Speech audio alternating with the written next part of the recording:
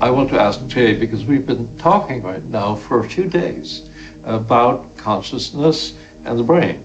And let me know, if you can, please, what is the topmost question or answer on your mind?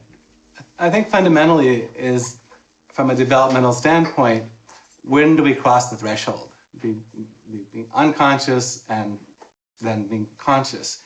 And we've discussed this week, different definitions and the nuances of that. But fundamentally, I think people sort of understand that notion, the difference between when you're asleep and then when you wake up, and that sort of sensation of self-awareness, of knowing who you are in the world around you.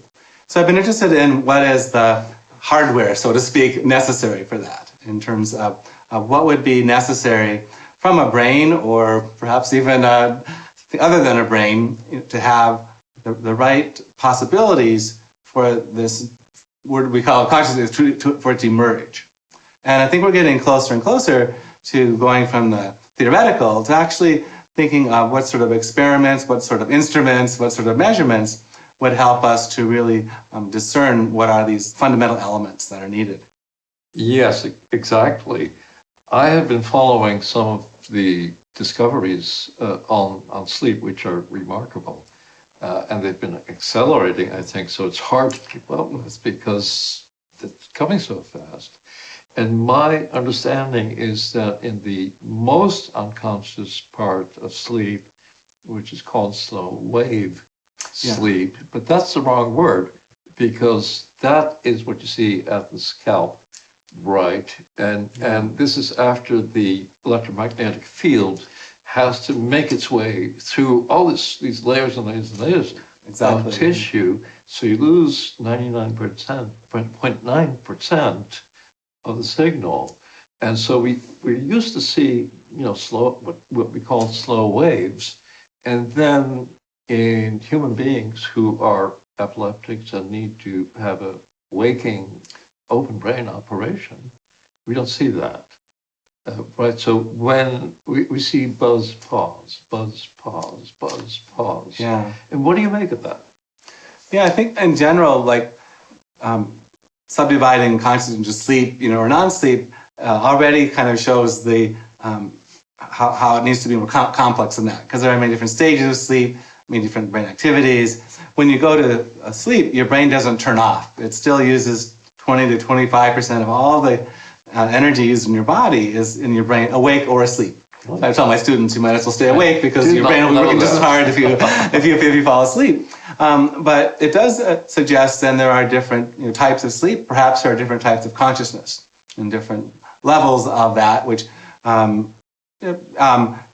been described in some ways. But I think that there's still a lot of confusion and a lot of uncertainty about just what it means to be more conscious than perhaps you and I are at this moment. Is there another step up?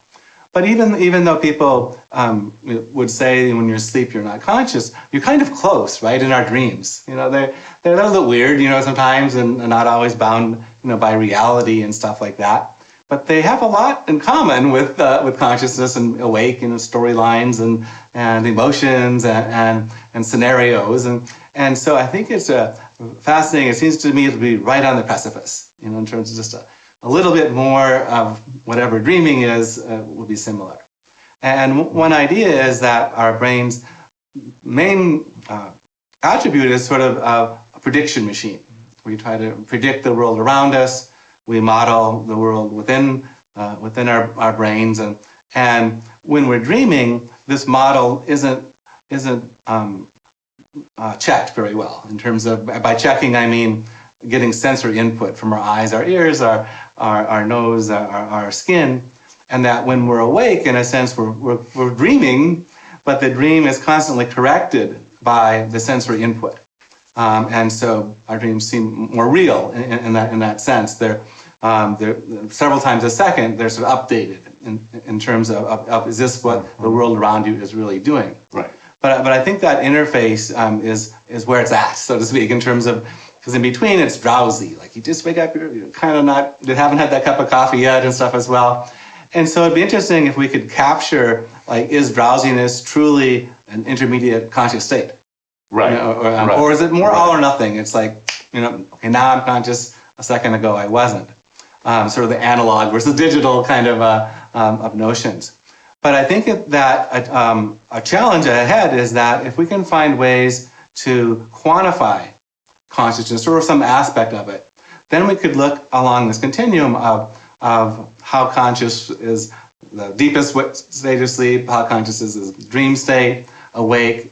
And as we go through life, do we actually become more conscious, or do we become more conscious when we're in love or in different experiences? This idea of being connected, of knowing our place in the universe around us, are there shades of gray? And I think that's going to be an exciting part of the future with technologies and ways to measure more and more accurately and intimately the anatomy of the brain, the physiology of the brain, and really importantly, the connectedness of the brain. Right. How the different parts of the brain are communicating with each other, which is the newest and I think most exciting frontier. Oh, yes.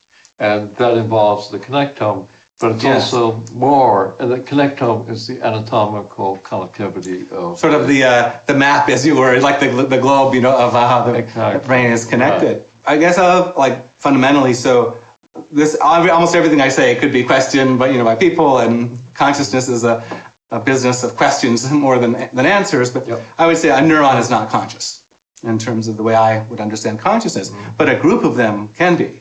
Mm-hmm. And so that's where the mystery lies. I think, how can it be that one thing cannot be conscious, but the interaction can? Right. And I think that is the necessary hardware. It's not just the number of connections, or else your computer would be conscious. Right. It's not. There's some balance of, it's not just number of connections, but type of connections. Right. That allows us to have this experience of being, existing.